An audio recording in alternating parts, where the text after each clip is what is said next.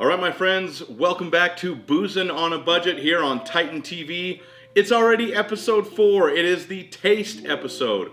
We're going to talk all about developing our palates and our nose and start giving you some tips and tricks to start getting those flavor notes that you hear people talking about. We're going to learn how to taste and smell better as we appreciate our alcoholic beverages.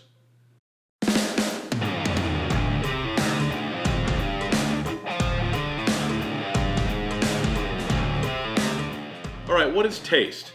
Taste is caused by chemical substances that stimulate receptors on our taste buds. Taste refers to the perception of sensory cells on your taste buds.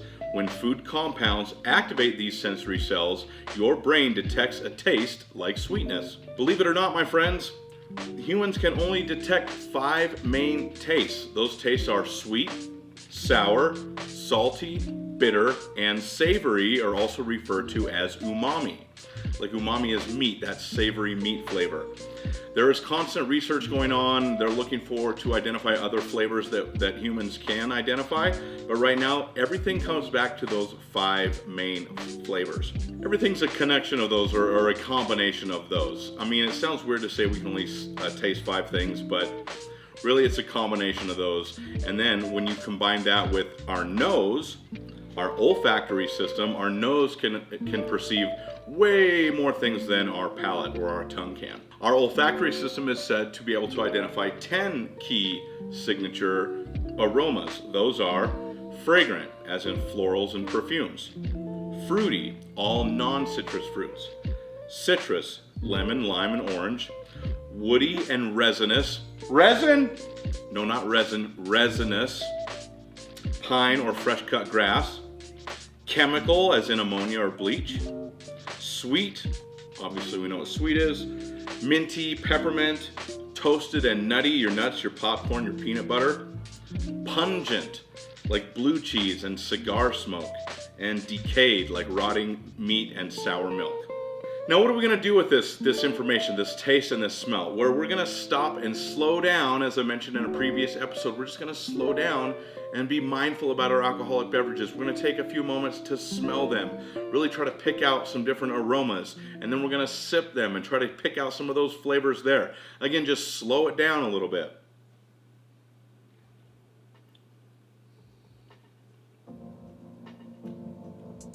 So again, take your time before you start.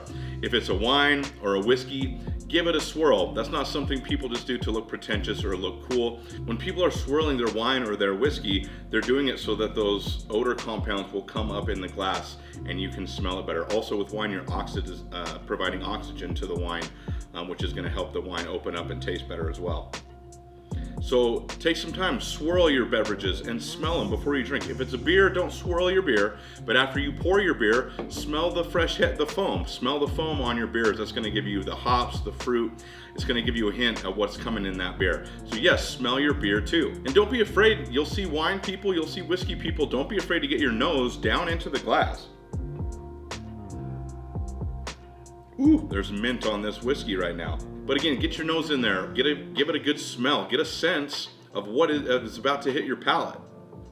Now, it does make a little bit of difference when you have your nicer wine glasses or a nice nosing glass. This is what is called a Glencairn for whiskey. It's actually, you can see its shape is designed to concentrate those aromas coming up into this part of the glass so that you can stick your nose in there and get a really good smell of your spirit. We're going to put some of this information in practice in my next segment, binge thinking. Let's dive into binge thinking. So how do you smell and taste all the different flavor notes that maybe you hear wine reviewers or whiskey reviewers talking about, or maybe it's the pretentious person at the party who says, oh, this wine has wet forest floor and oak and brambleberry and all these things, and you're thinking, how are they smelling all that stuff? Well, some of it's art, some of it's science. We're going to talk about how you can start doing those things. You can start identifying those flavor and aroma compounds. First, I want to start off by saying, I'm going to tell you guys a little secret that's going to hopefully make you a little bit more comfortable about really starting to just kind of blurt out the things that you're smelling and tasting.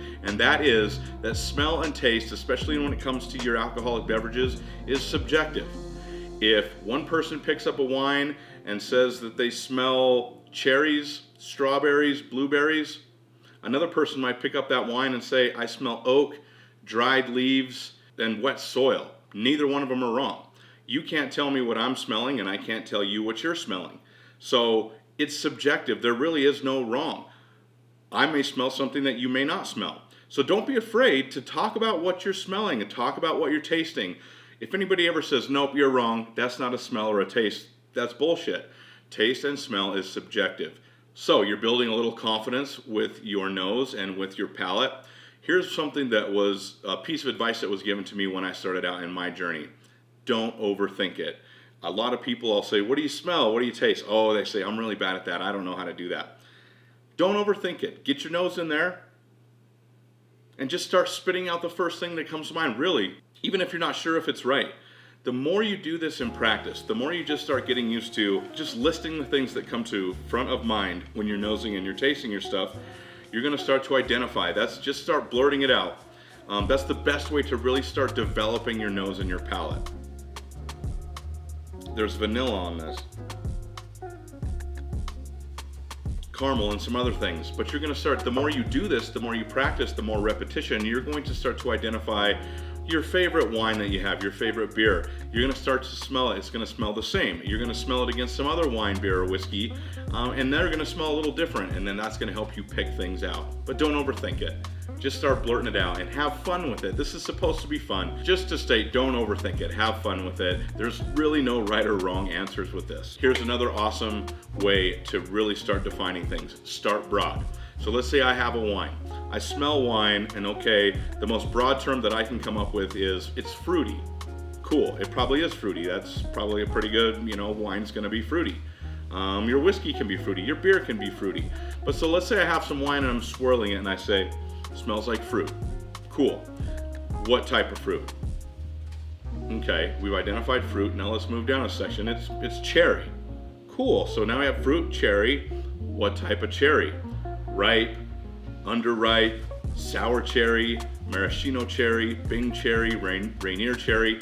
Start broad and work your way down for each thing, whether that's citrus working your way to lime or lemon or whatever it is, or even orange. Start with citrus first. With the oak, or some of the woodiness stuff, you might say it just smells like wood. It smells like a burnt campfire. I mean, I think suffice it to say wood, smell a lot of wood. Most of our wines are oaked. All of our bourbon is in oak, and so start with wood, and then you can start teasing out some of that. Maybe that's sandalwood, maybe that's charred oak, things like that. Start broad. And my friends, most importantly, this stuff's not going to come easy. It takes some practice, it takes a little bit of repetition. Like go wine tasting, go beer tasting, go whiskey tasting, taste across a flight, go back the other way. The more you do this, the more you practice, the more those flavors and those aroma notes are going to start sticking out to you.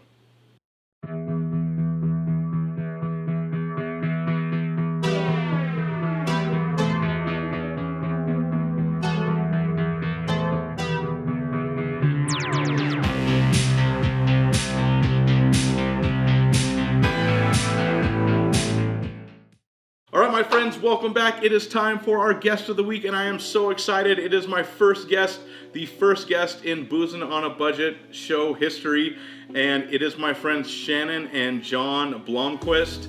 They own a mobile bar called Pizen And Wine. They've also been in the wine and alcohol industry for a long time. Let's hop into our guest interview this week. Check it out. All right, guys, I'd like to welcome my guests Shannon and John Blomquist. They own a mobile bar called Pizen and Wine, and Shannon also works at Whispering Vine, a wine bar in Reno. So first of all, how are you guys? Thank you so much for coming on. We're great. Tell me a little bit about your certifications in the field, how long you've been doing it, and all that stuff, and then we'll get to the mobile bar as well. Okay, so I've been in the wine industry at Whispering Vine for 12 years this month. And then we started our mobile bar 2 years ago. Yeah. I worked in, I started working at Whispering Vine in their cocktail program. I eventually took over. I was their spirits buyer, ran their beverage program there. And then we started Pizen and Wine. This last year, I was able to step away full time to focus on our mobile bartending, catering, events. And it's been great. We've spent a lot of time focusing on learning about wine, spirits, cocktail techniques, and then moving into an event space is much different because you're batching a lot of times. You're having to use techniques to provide quality cocktails for large quantities of people. As opposed to sitting there shaking behind the bar for individual orders. So it's been a learning process, but it's really fun. And yeah, we're here. Cool. Yeah, I want to get into more of that here in a minute. Especially, I'm intrigued by the batching, as how that's different from the bar. But you guys just went on a super sweet vacation. Tell me where you guys went, and tell me if you encountered any like native drinks there, and like how that kind of played out on your vacation. Yeah, so we went to Greece for a belated honeymoon / 40th birthday for me. Still young.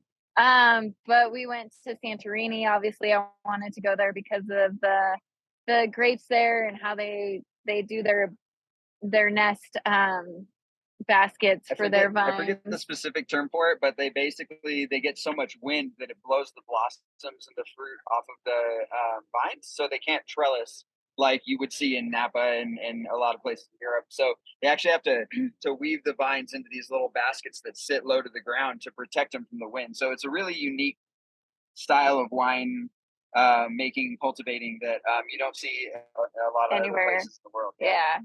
So we went there and we drank some amazing high acid volcanic soil wines. We had some ouzo. A lot of ouzo. It's their after dinner drink. And then mastija, which is really unique. It comes from the sap of a tree. It's a liquor made from the sap of a tree on I can't remember the specific island, but it's native to the area, and they basically take that sap and create an alcohol out of it. And it's a sweeter drink. It's mainly used as like a digestive. Okay. But it's kind of falls into that kind of black licorice-y, like ouzo sort of flavor. But yeah, it's a great after dinner drink. Really good. It's digestive. It's fun, and they serve it. They sell it in shots. They sell it in little bottles. They sell it in 350 bottles, and then you can buy 750s. And what's cool is in Greece, most of the places you buy spirits from the bars, so they don't have like a separate retail and like on-premise, off-premise license. So you can buy them there, and basically a lot of them do house versions of their mastija and their ouzo. It's really cool. So say the name of the one again. The tree sap one is called what? Mastija. It's, forgive me if I get it wrong, but I believe it's Mastixa. So okay. Mastija. Very cool. I'm definitely going to check that out. Yeah, it's kind of like we just had an Unterberg, so it's kind of like that after lunch, after dinner digestive. All right, guys. So let's talk about Pizen And Wine. I'm really stoked. I've been watching you guys' socials. I was there in the beginning when you guys were still building it out and kind of watching you guys go along. Mm-hmm. So when did this start to kind of take shape? When did you guys sit down and say, you know what, let's do a mobile bar? Where did that idea come from? Where did it start? I think, John and I have always been entrepreneurs at heart, and we've always wanted to just work for ourselves and not have to be committed to working for somebody else. And so, as we found working together at Whispering Vine, we worked really well together, and we just wanted to take that to the next level. And at the time there wasn't a lot of mobile businesses in Reno, and we wanted to have the freedom to make our own schedules without having to be in a brick or mortar. And for me, managing 4 stores at the time with over 30 people, I didn't want to have to be a slave to a brick and mortar. So for us, it was just kind of a no-brainer to start something new and make our own schedule and be our own bosses. And we just kind of talked about it, and then we had a budget, and we were looking for trailers, and and one kind of just fell into our lap, and it was in our budget. It was right down the street. We didn't have to try and find a California owner to go to the DMV to get a California title, because a lot of places didn't have a title, and it all just kind of worked out. And we were fortunate enough to have a lot of friends who were very creative and whatnot in their fields. And so we had a friend who was he's a welder. He really helped us cut out the windows and create the bar and all that stuff. We had a friend who helped us with the electrical and the plumbing. So we've been very fortunate. I think without that, it would have been a bigger challenge. For us, we were very fortunate that once we got that trailer, we were able to, convert it into a mobile bar fairly easily. It took about a little less than a year. We bought it in 2019. And then 2020 happened, and there were no events, so we were able to pump the brakes a little bit and really focus on creating it. And then we had a friend who was getting married, small wedding, still during COVID, October 2020, and that kind of forced us to finish up the project. And when we were done with that, the next year we were able to kind of hit the ground running when spring 2021 hit. So yeah. Very cool. No, I'm super stoked for you guys, and to hear you say things like you kind of wanted to get out from a brick and mortar, a slave to a 9 to 5 and all that. That's kind of what brought me down to Vegas and kind of got me out of Reno. Yeah. So the call for that is very big, and it's an awesome lifestyle. So I'm stoked that you guys are doing that. Thank you. Yeah. It seems I'm seeing you guys kind of caught the first wave, because I feel like there's a lot of people who are now like not just the mobile bar stuff, but like there's people are diving into this mobile, this concept of mobile stuff for events. There's the bars, there's a friend of mine does like a balloon business where she has balloons. Yeah. So I think you guys got in at a good time. I have one other friend who have a mobile bar out in Sacramento area. And so it's very cool. I'm in the wedding industry down here in Las Vegas. It was something I was hoping to get away from when I moved down here. I'm like, oh yeah, I'm never. You're always in the wedding. For sure. I was like, oh, I'm never gonna do a wedding again. Ryan's wedding. And so now I'm down here doing But you're so good at it. Yeah. I know. So, but it's cool because I get to see the wedding industry down here. It is like a well-oiled machine. So talk to me a little bit about how you guys are finding the wedding industry, and then also going back to that preparation that you're talking about as far as batching for cocktails, preparing for a party to meet that demand. Talk to me a little bit about that. So, I mean, that's something that I got into a little bit. Thankfully, I was fortunate enough to work at Whispering Vine, and we had slushy machines that we were doing in the summer. And because of that program, I had to learn how to take the cocktails, and for slushy machines, you got to figure out the right bricks, which is the sugar to water and alcohol ratio, basically making sure there's enough sugar to keep it frozen but not freeze into an ice ball. And we're batching large quantities of cocktails, and so I had a little bit of schooling. And for anybody who's like, I'm not going to use math in my life in school, you're like, oh, I'm never going to use this. Practice. Turns out, as a bartender in this industry, I use percentages and spreadsheets and decimals, and I had to move into a type A personality where I'm basically now creating spreadsheets of all of our recipes, and then from that I take that single serving recipe, I batch it up to a gallon and how many that creates, batch that up to 2 gallons, 5 gallons, et cetera, et cetera. And it's a really great process if you can figure out how to get the balance of sugar to acid to dilution, all that stuff. You can figure out how to batch all that.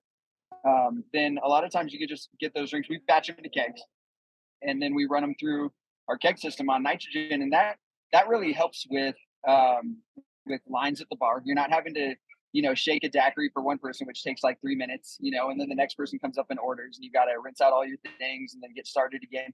That creates a huge line. So being able to do his and hers cocktails, batch those up in a huge way, and offer that has been a lifesaver. It's a time saver at the bar, and it really makes the wedding service run so much smoother. A lot of people want stirred and shaken bars, and I mean, for a wedding size of 50, we can do that and still keep it running. But once you start getting into 100 people, 150 people, 200 people, which we're doing a couple next year, that just doesn't work. You've really got to be able to move people, get them up, pour them a drink, get them away so that those lines don't build up. And good drinks, Yeah. That's the nice thing is like with batching, we're able to do, craft cocktails in kegs instead of just, vodka soda with, a splash of crayon. Which is nothing wrong with that, but yeah. Right. So that's interesting. So you're actually kegging the stuff so that it's a quick delivery, and then you can does it keep in there for a little while? Can you use it at multiple events if you're going in just for say Food Truck Friday, stuff like that? Yeah, you can. It has a shelf life. We also use you can use fresh lemon juice, but that has really a couple days on it before it starts to kind of change the flavor. It's a little more bitter and astringent. But we use super juice, which is a recipe by I think Nickel City is the bar that the owner there came up with, and it basically utilizes the entire fruit. And so you take all the lime peels off or lemon peels.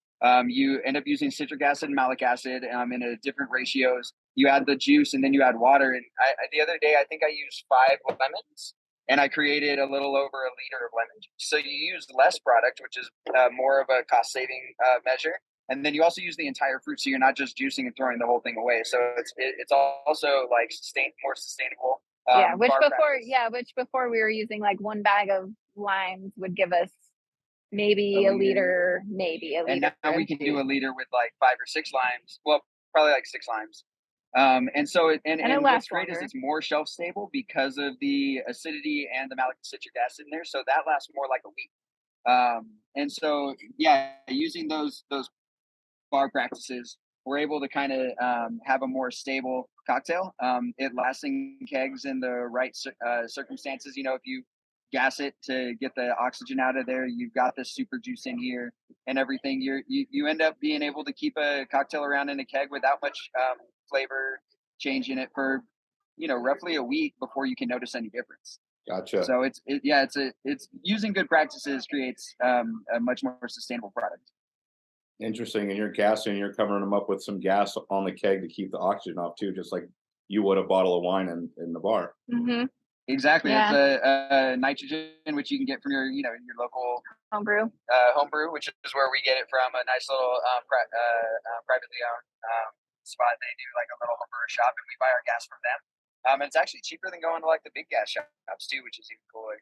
Nice. But yeah, we nitrogen on those. And then if you want to do carbonated cocktails, it's a little bit more involved, but it's possible. You could do Aperol spritzes in the keg and stuff like that. So cool. Super cool. So what's the most popular drink that you guys have done so far? It's the jalapeno watermelon margarita for sure. Or the cucumber gin and tonic. Yeah. Both are great. Stellar. And it's fun. I mean, you infuse the tequila with some jalapenos, juice watermelons, and then you know, we use triple sec and fresh lime juice. We don't like using pre-mixed sour mixes or anything like that. So, and then the cucumber gin and tonic, we infuse gin with English cucumbers. We use elderflower liqueur tonic. So, and then you garnishes that boozy cucumber on top. It's so good. Gotta have that. A shot. Absolutely. One of the main tenets of my show is taking people, kind of moving them up. Like, we're in the industry talking about, you know, covering the keg with gas. Like, I'm like, I would nerd out on that stuff all day. But like your average consumer, there was a long time where I was just drinking my wine, my beer, my whiskey, whatever. I wasn't thinking too much about that stuff. When you move up into the next realm and you start really diving in and researching, do you have any kind of advice? Or really, I want people to kind of start taking a step back and really finding appreciation for their drinks. Do you have any advice maybe, or maybe how you started on that? For me, so I can't speak for Shannon, but for me, you know, I got into spirits and cocktails and then wine by working at Whispering Vine. But the impetus was I was working at a different bar, and it was a beer and shot bar, a college bar. You know, we were basically pouring whiskey, cokes, vodka sodas, beer and shots. And that was great. It was great money. It was fun. It was fast paced, but I wanted to kind of, you know, learn some new techniques and branch out. And I thankfully got a job at Whispering Vine, and they had a wonderful library of spirits. And so what really got me is like just being open to it, you know, like I didn't know anything about Scotch. And even to this day, I'm still a hit or miss on Scotch because it's not my flavor. But I mean, I can say I don't like smoky Scotches, but then I can tell you that like the special edition Ardbeg Grooves, which is like the smokiest of the smokiest, their Grooves edition is like phenomenal. And I mean, you can always find something. When somebody tells me they don't like gin, the thing about gin is vodka tea. You basically take vodka and then you add botanicals, and they add those botanicals by creating fresh botanicals, orange peels, and like herbs and stuff like that. They put them basically in a basket and they distill it and steam it, and those flavors get into the gin. And so basically it's like adding a tea bag. And so if you say I don't like gin, you might not like heavy juniper gins, but then you're going to find gins that are more citrus forward, or like Hendrix is like rose hip and cucumbers. Like, you know, if anybody who tells me I don't like something, I say, if I have enough library behind me, I'm like, give me 5 minutes. let's taste through some things. Let's find you something that you like. And I think that just having the patience and being open and being willing to try new things and taste things that you think you don't like. Just because you don't like a Malbec that you tried once doesn't mean that there's not a great Malbec out there. And it's exploration. That's how I feel too. Yeah, definitely about wine. When people are like, "Oh, I don't like Merlot," I'm like, okay, well, let me just taste you. So, what do you like?" And they're like, "Oh, I like something like jammy and fruity." And it's like, okay, well, obviously you're gonna like a jammy Zin, but at the same time, like, I pour them a taste of a jammier Merlot, even though they've told me they don't like Merlot, and I don't show them the label. I'm like, "What do you think about that?" They're like, "Oh, it's delicious." Yeah. Like, that's where Whispering Vine, to me, and obviously to John, has like really helped us kind of figure out our senses and our knowledge. Is we have the opportunity to have a lot at our fingertips, and thankfully. Well, and let me also just interrupt real quick and just say, always ask your bartender. Yeah, that's true. Your bartender is going to be, people sit there and they argue with their friend over what they should have. Your friend doesn't know any more than you do about what's on this menu, most likely. Ask your bartender. Your bartender is going to tell you what you like, or like, what, and they'll give you ideas like, okay, so do you like something spicy? Do you like something fruity? Do you like something citrusy? That helps kind of figure out, and your bartenders are going to know, they're in the industry, they've tasted a lot, they're going to know which kind of direction to guide you in. Yeah. So Yeah, and it's fun to recommend something that somebody's face lights up and you're like, see, I told you. Yeah, That's Exactly. that's a delicious Merlot. Well, back to the You Merlot. watched Merlot took whatever it that movie sideways. was. What was it? The movie Yes, Sideways. that's the movie. Yeah, and everybody's like, They "I really don't like shit Merlot," on- and you're like, Yeah, they really "Actually, shit all over you Merlot. probably do. You probably really love Merlot I because love Merlot. it's amazing." Well, Yeah. great. Well, and gin too. The only reason I don't like gin is because one time I drank too much of it and I passed out, and my friends drew a penis on my forehead, and so I had to stay away Hey, from gin for. Don't blame the gin, man. That was your fault. That's true. That's true. I drank I think almost a whole bottle of Tanqueray before a Nevada football game, and Yes. I don't remember going to the Wall. We apparently were at the Wall for a long time, and I'm like, we were? Of course you were. Yeah, and that'll happen. my friends took it upon themselves to draw, penises on me and, all that good stuff. We went through a gin and tonic phase where we're like, ooh, let's make gin and tonic. This was a long time ago. This was before I, was thinking like the way that we think about this. So I don't know why we were on gin and tonics, but Yeah, you're on a kick. yeah, we went on a kick, and that was the end of my kick, because I think I snuck in like a 7-Eleven, like a big old like Slurpee glass. I like stuffed it in my pants and like walked in the game, and I'm in the end zone pounding it. Well, and here's the other thing too, is another big one is rum. And so many people, I'm a huge advocate of rum. And so many people are like, "Oh, I don't like rum," and because they think of rum as Bacardi and Captain Morgan. That's like the only two rums they know. And if you delve into, rum is so amazing. It's got, you've got sugarcane rum, you've got molasses rum, you've got cane juice rum, you've got basically made out of any sugar product you can. So those are different flavors. And then you've got the terroir, whether you're doing it in Martinique or whether you're doing it in Jamaica or whether you're doing it in any of those other Caribbean places. And then whether you're pot stilling, what barrel you put it in. The rum is so diverse and so amazing. And if you get a company like Foursquare, which they blend, so they hand select from all these different distillers that make delicious rums, and then they blend, so they're putting their stamp on it by making this flavor that they blend together. And you can get rums that are like sweet and caramely. You can get rums that are vegetal from like Martinique, like the rum agricoles. Like it's such a wide world. And when people think of rum, they're like, oh, you got white Bacardi rum, and you got Captain Morgan rum, and you got Kraken from Costco. Right. And that's like all they think about. But there's so much rum in the world, and I love it. And everybody needs to get on a rum train. Get on rum. Well, see, I think you mentioned terroir, you mentioned some barrel aging, some different things that we're familiar with from the wine world. Actually, I think the time that I went and hung out with you guys at Whispering Vine, John asked me, "You're like, all right, you're a wine guy. Have you made it?" Most wine people start in wine, or a lot of them, and then go to whiskey because they're looking at some of the same things. And so then I started deep diving on whiskey. I think rum, I haven't quite gone there yet, but just knowing that they're doing some of these different things. And that's again what I'm talking about, just like opening our appreciation, looking at the next level of how our cocktails and stuff is made is one of the things that I'm really trying to relate to my audience. So thank you guys for that. Let's, before we get out of here, Pizen and Wine, I want to know, you guys just don't do weddings, you do other events, you're for hire for all kinds of stuff like that. How can people find you? Where are your social medias? What do we need to know to find you guys? All social medias at Pizen and Wine. Yeah, we do, Instagram, Facebook. I think we have a TikTok, but we don't We really. have a TikTok. Yeah, but it's Pizen, PIZEN Wine, WINE. Is how to find us. Our website is pizenandwine.com. And you can always reach out to us. We do, we'll do birthdays, weddings, Bat bat mitzvahs, mitzvahs. mocktails, cocktails, Yeah.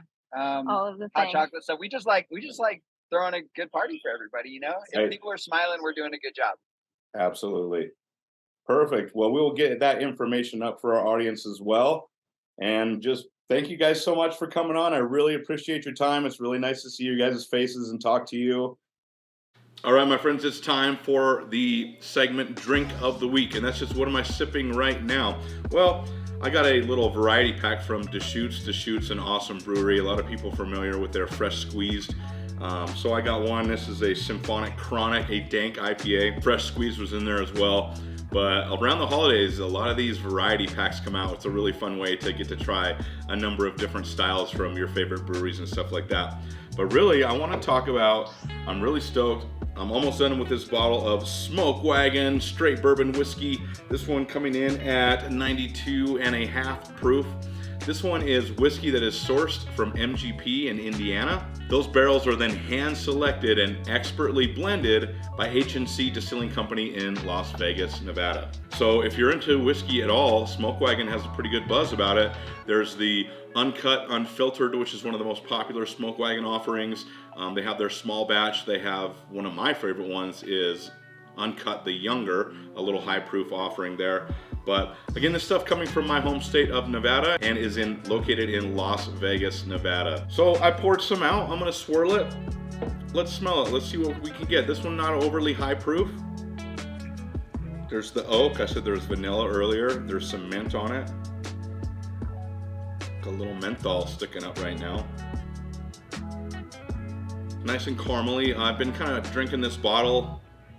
It was really good. It's got a nice kind of perfume to it. I use that a lot. It's just kind of like a burnt oak whiskey perfume. I don't really know how else to describe it. That vanilla caramel though, for sure there. Real nice refined nose. Again, nose picking up all kinds of different things. I mean, a lot of my bourbons and whiskeys, I just sit there and smell them and smell them and smell them some more long before I taste them. Really love the way that bourbon whiskey smells. Vanilla and caramel, the dominant notes on the nose here. Let's give it a taste. That's my first sip of whiskey of the night. That first sip can bring a tear to your eye. Let's talk about that when we're talking about tasting. This goes for wine, beer, and whiskey. A lot of times you want to kind of prime your palate. Don't judge something from that first sip. Get your palate warmed up a little bit. So that first sip of this whiskey kind of primed the palate, warmed it up. Let's go in a second time. That's where you're going to be able, your tongue is recovering from that alcohol a little bit, and you can really start to get into some of those flavor notes. It does. It has like a nice, I want to say like a coffee cake kind of a sweetness going on with a little bit of cinnamon, and the caramel and vanilla that were on the nose are there on the palate as well. But it's like got a real nice sweet baking kind of thing happening on the palate. Not overly high on the proof. Real good sipper here with the Smoke Wagon. If you haven't had the Smoke Wagon stuff, check it out. Especially if you want to pony up a little bit more money and get that uncut, unfiltered. That's the one that everybody raves about. Tough to find sometimes as well. All right, my friends, we have made it to the last segment of our show tonight, and that is Pairs With. Let's talk about pairing stuff. Now, this being the taste episode, we talked a little bit about pairing stuff for our Thanksgiving dinner, but I want to talk about pairing things really just to help get your palate that refresh so that you can really start picking out flavor notes. The popular pairing for wine is, you know, cheese and wine, cheese and wine. Cheese and wine, a classic wine pairing, as that cheese comes in and really gives your palate a nice rinse before your next sip of wine, is really a great way to start picking out different flavors in your wine. When you have food and your beverage going on, you're starting to taste the beverage and the food a little bit better. And that's what's awesome about a classic wine pairing. When you pair your wine with your food, not only is your food going to taste better, but your wine is going to taste better too. And we want to use food to really start helping us pick these flavor notes out. So when we have a little bite of something between sips, that helps us to reset the palate and to really start identifying these different flavor notes. So like I said, wine and cheese, now we have all these big charcuterie boards. Get a charcuterie board. Man, some of these things are beautiful. Meats, cheeses, nuts, olives, just all kinds of stuff that is helping you develop your palate as you're snacking those and drinking your wine. It's gonna make all kinds of flavor notes jump out of your wine. And again, just the going back and forth between the food and the beverage, you're gonna really start to get the identity, the characteristics of your beverage are gonna stick out. So for beer, get yourself some nuts, some chips, some pizza, some barbecue. Boy, that beer is gonna wash that food down. It's gonna make it taste great. It's gonna cleanse your palate. And then that beer is gonna really start sticking out on your palate. So pair it with your favorite nosh. Get you some snacks and pair it with your beverages. It's only gonna help you start to develop your palate and your nose as you're going back and forth across your snacks and your beverages. And what's better than a little bit of snack time with your beverage? Nothing could be better. Tough work to develop our palate and our nose. I'm recommending that you eat salty, fun snacks and drink your favorite wine and whiskey. But again, this is how we learn. This is how we develop our palate. We're going to talk more about this in future shows, but practice, practice, practice. Keep on sipping. Keep on munching on your favorite snacks. Smell your favorite drinks. Take some time to be mindful and slow down. You're going to find that you're going to have a refined nose and palate before no time. All right, guys, thank you so much for checking out Boozin' on a Budget this week here on Titan TV. Next week, I'm very excited. I can't help but be biased. Probably my favorite drink for the last 4 or 5 years. I'm really into my wines, but I'm also really, really into my bourbon whiskeys. So next week will be the whiskey episode. Bourbon whiskey taking over the world, taking over America, taking over the world. The last 10 years in the whiskey world, bourbon has just exploded on the scene. We're going to talk all about that stuff. We're going to talk about why it's hard to find some bottles now, why the price of your whiskeys have skyrocketed, what to look for. We're going to cover it all. So we'll see you guys next week on Boozin' on a Budget.